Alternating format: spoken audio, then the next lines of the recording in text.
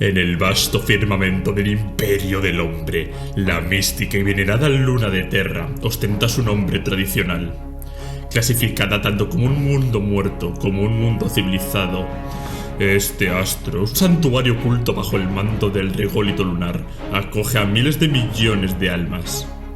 La humanidad pisó por primera vez la sagrada superficie lunar en el glorioso 969 del milenio 2, marcando así el inicio de su epopeya estelar. Con el paso de los siglos, Luna se erigió como uno de los primeros bastiones de la colonización humana, donde majestuosas urbes abovedadas se alzan tanto en la desolada superficie como en los vastos subterráneos sin aire. Durante la era de la tecnología, Luna se transformó en el faro de la investigación biomédica avanzada y manufactura de gravedad cero. Fue en estos tiempos que los místicos cultos genéticos Selenar, guardianes de la perfección en ingeniería genética, practicaban su fe, una devoción que compartían los ecos con el futuro culto Mechanicus. Con el paso de los milenios, la luna se erigió como una fortaleza celestial, el hogar de las más formidables defensas orbitales estáticas que protegen el planeta Terra. Os habla Warhammer Historia. Empecemos. Muy buenas, amantes del emperador, vasallos del residente y devotos de los poderes ruinosos. Os habla Warhammer Historia. Recordaros suscribiros y dar a like para apoyar al canal, que se agradece muchísimo. Hoy vamos a hablar de Luna, el satélite natural más importante y único de Terra, del mundo trono. Esto va a ser una saga de vídeos, como igual que hicimos con Terra, que estuvimos hablando sobre el Palacio Imperial, sobre el trono y sobre Terra, que os gustó bastante. Ahora vamos a hacer lo mismo, siguiendo hablando de las partes más importantes dentro del sistema solar. Así que seguramente el siguiente vídeo no está confirmado, pero será sobre Marte, el planeta del Mechanicus. Hablaremos un poco de la historia de Luna, de cómo es conquistada y de qué pasó con ella en la herejía y posteriormente la herejía hasta el milenio 41. También hablaremos sobre las partes más importantes que encontramos en el satélite. Y nada, sin más dilación, poneros cómodos y comencemos.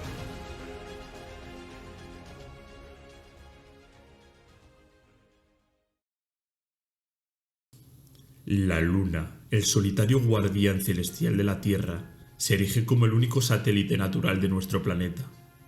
Aunque no ostenta el título del mayor satélite del segmentum solar, su majestuosidad radica en su colosal tamaño en comparación con la Tierra, a la que fielmente orbita.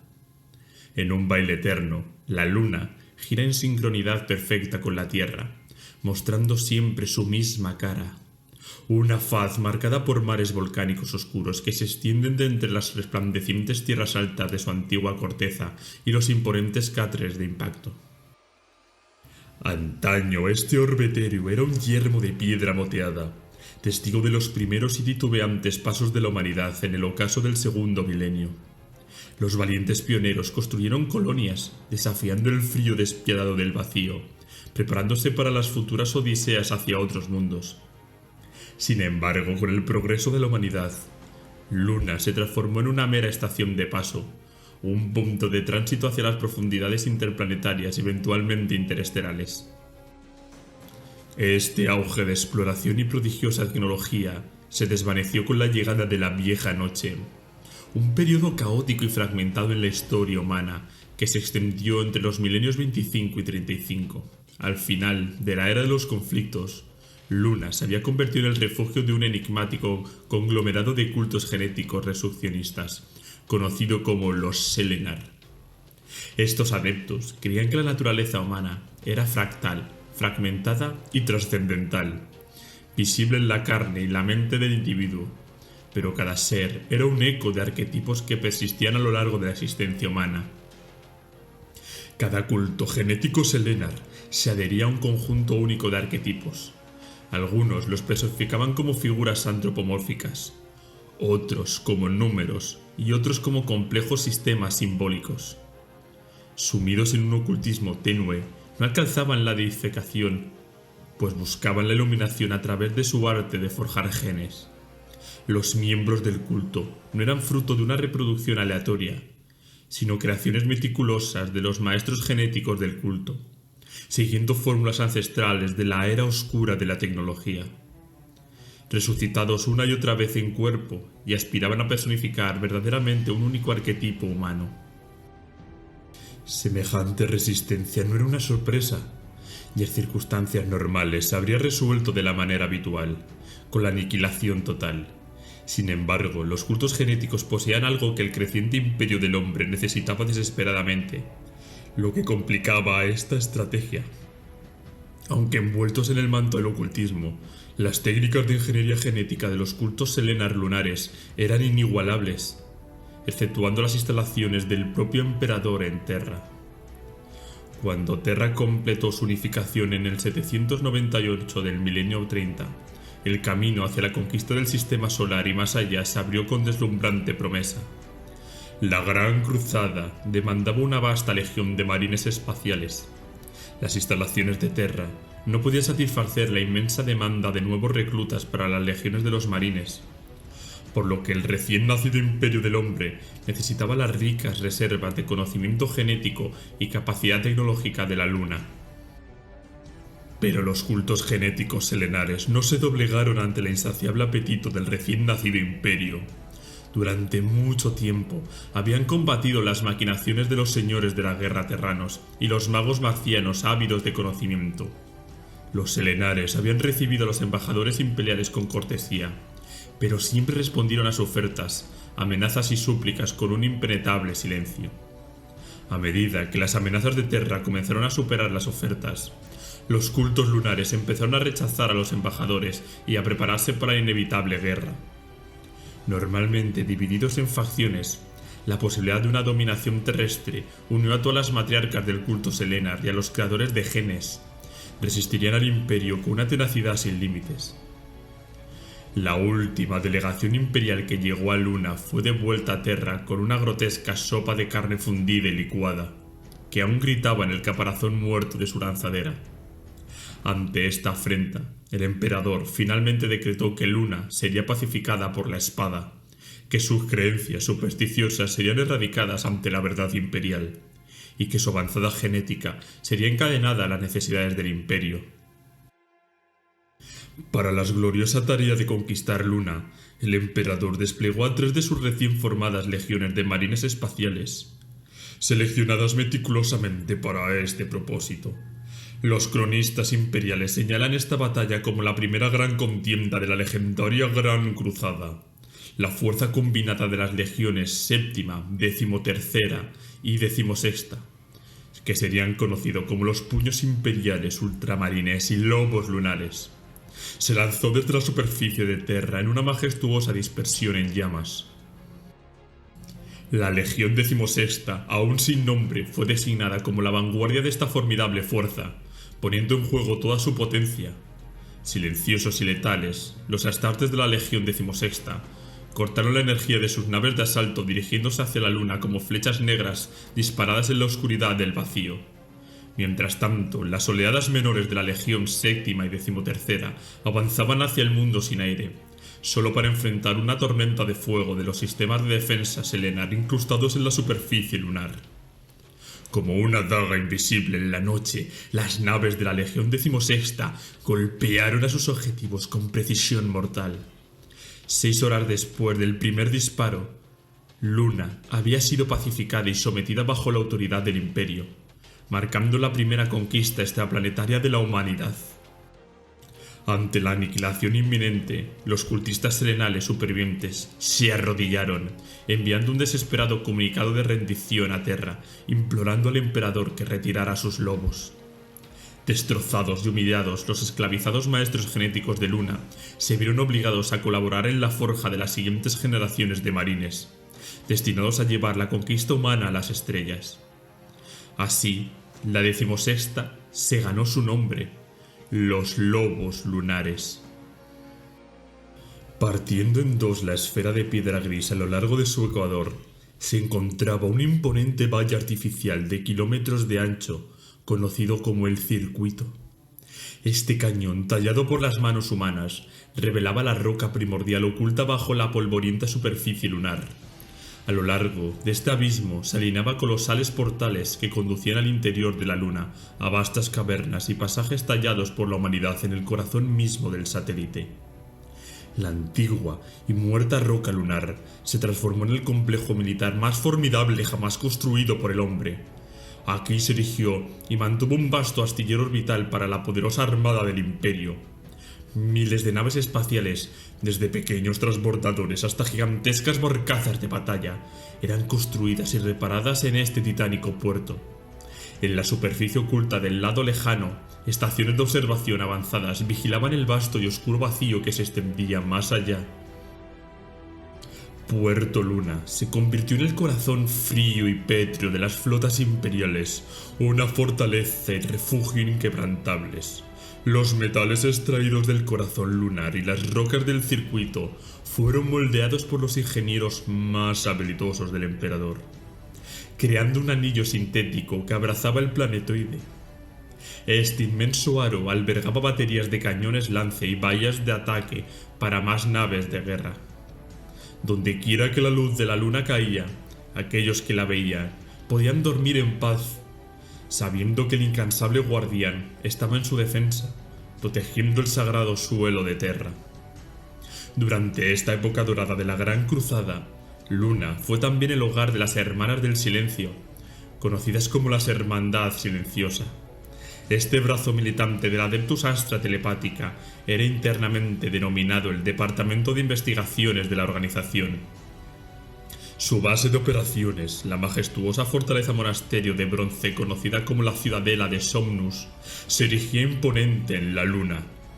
Dentro de sus poderosos muros, múltiples puertos de aterrizaje terciarios albergaban lanzaderas desplegadas al borde de las naves negras, las temibles astronaves que conformaban la flota de la Liga de las Naves Negras, la división de reclutamiento de la Adeptus Astra telepática. En la gélida roca de la luna, el Imperio forjó un bastión de poder y vigilancia, un centinela eterna que protegía la expansión de la humanidad hacia las estrellas y resguardaba la sagrada Terra. A medida que las titánicas guerras de unidad del emperador rompían los grilletes de Terra, la sumisión de los enigmáticos cultos genéticos de Luna y el formidable pacto marciano permitieron al Imperio manufacturar y equipar a los nuevos marines a una velocidad sin precedentes. Así, las legiones se expandieron como una furia insaciable, preparándose para enfrentar las demandas de la guerra a través de las vastas estrellas. Desde los albores de la Gran Cruzada se hizo evidente que la grandiosa visión del emperador, una humanidad unida y liberada de las cadenas forjadas por un cosmos de pesadilla, enfrentaba amenazas tanto internas como externas. No hubo señal más ominosa de estos enemigos ocultos que el denominado accidente, que desencadenó la crisis de la semilla genética casi condenada de la Tercera Legión, los futuros hijos del emperador. Muchos han atribuido desde entonces este acto a las maquinaciones de un adversario secreto dentro del propio imperio. Cuando las forjas genéticas comenzaron a implantar los preciados órganos de semilla genética en los reclutas de todas las legiones, una parte crucial de la reserva de la Tercera Legión fue enviada a Luna. Lo que ocurrió después está envuelto en el misterio. Algunos relatos sugieren que elementos rebeldes de los cultos selenitas secuestraron un láser de defensa y destruyeron la nave portadora de la semilla. Otros relatos contradictorios afirman que la nave perdió el control y se estrelló durante su intento de acoplamiento, mientras que algunos otros más sugieren que simplemente desapareció sin dejar rastro. Atribuir este desastre a una conspiración oculta o a un agente maligno parece, en retrospectiva, una explicación demasiado fácil, aunque no se puede descartar completamente.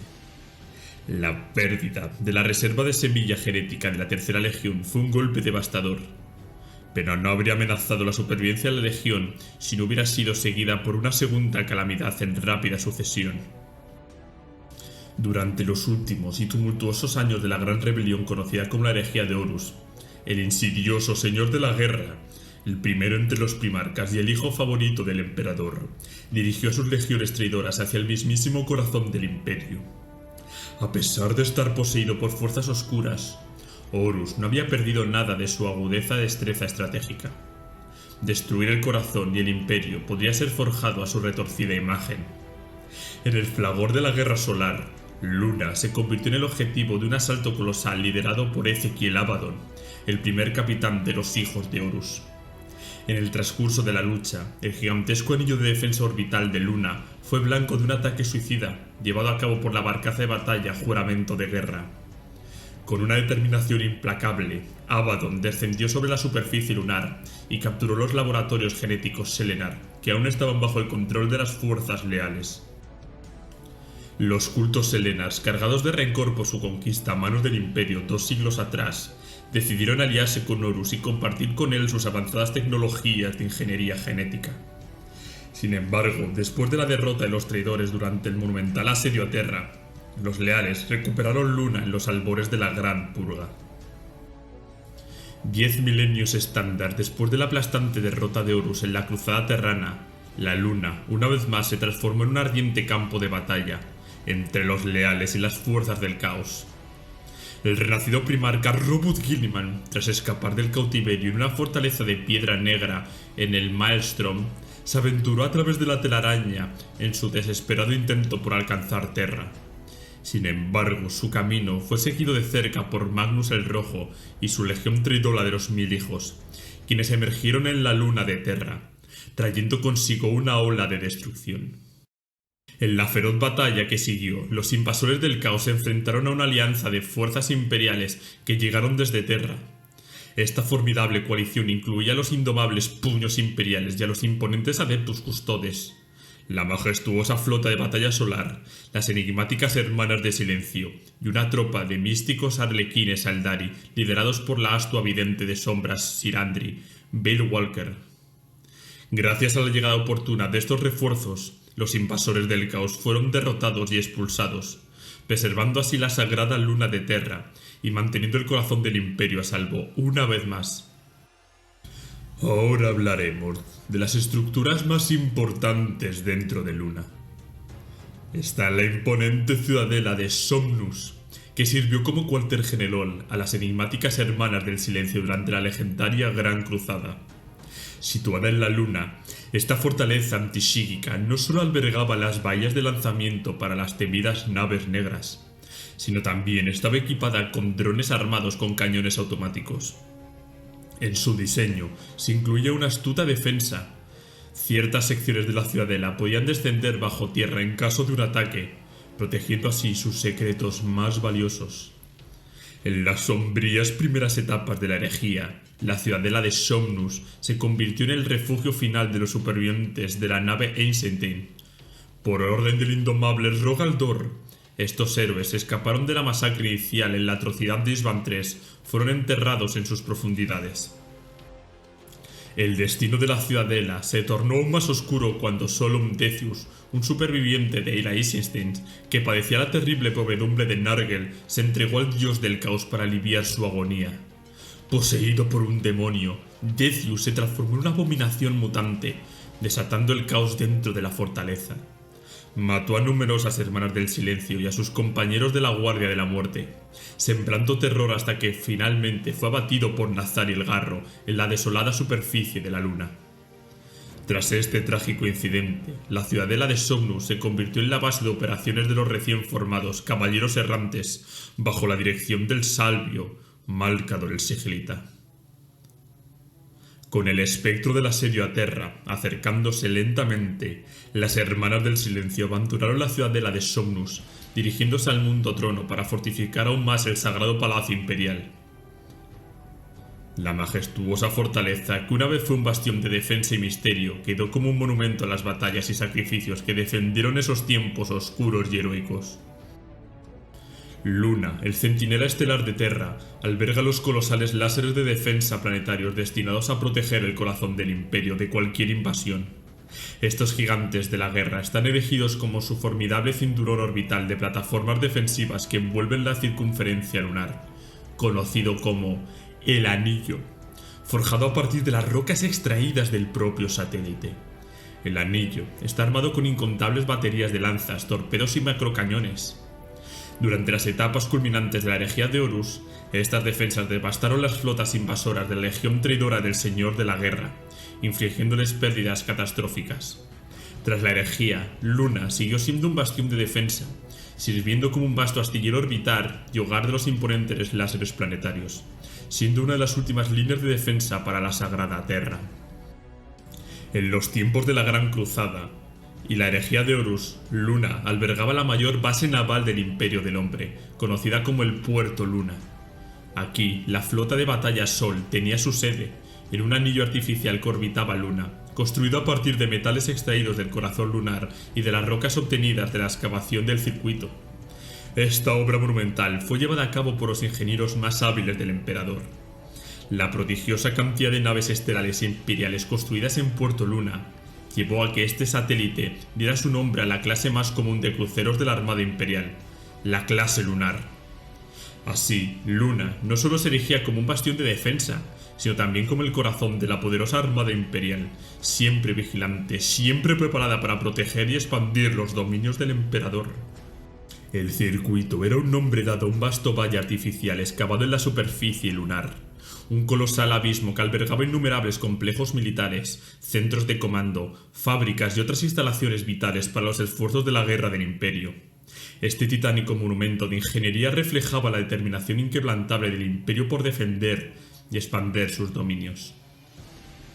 Durante la era de la Gran Cruzada y la herejía, la majestuosa cúpula Omega de Heródoto se erigía como una de las principales bastiones en la Luna. Bajo su imponente estructura, el antiguo culto genético Selenar, que dominaba Luna antes de su conquista por el Imperio, había escapado de un complejo de laboratorios genéticos en el rególito lunar. En las bóvedas de este laberíntico complejo subterráneo, los Selenar habían guardado sus experimentos fallidos, como los legionarios de los marines espaciales. También era el escondite de su mayor tesoro, la Magna Mater, oculta por la bruja genética fugitiva Ta-Alaf Beta 37. Durante el épico asedio a Terra, al final de la herejía, las fuerzas traidoras del Señor de la Guerra conquistaron la Luna. En un desesperado intento por evitar que la Magna Mater cayera de manos enemigas, Ta-Alaf Beta 37 buscó la ayuda de la tripulación del crucero de asalto de los Manos de Hierro. La batalla que siguió entre los hijos de Horus y los leales del Sísifo se liberó con furia desmedida. La cúpula Omega de Heródoto, símbolo de poder y resistencia, fue destruida en el conflicto, dejando un legado de valentía y sacrificio, grabado en la historia del Imperio. La épica lucha y la destrucción de la cúpula se convirtieron en un recordatorio eterno de la determinación implacable del Imperio en su lucha contra el caos. Y con esto terminamos el vídeo sobre Luna, el único y principal satélite natural de Terra. El satélite que es la mayor defensa que tiene el mundo trono, en el cual tiene sus anillos de defensa, que está guay la historia de que estén construidos con el propio material sacado del fondo de Luna. O sea, Luna ya no tiene que quedar prácticamente nada dentro de él, básicamente. Espero que os haya gustado este vídeo. La idea es el siguiente vídeo de esta índole será hablando sobre Marte y así seguir avanzando por el segmentum solar, ¿vale? Con los planetas y satélites más importantes. Así que nada, chicos, espero que os haya gustado. Un abrazo muy fuerte.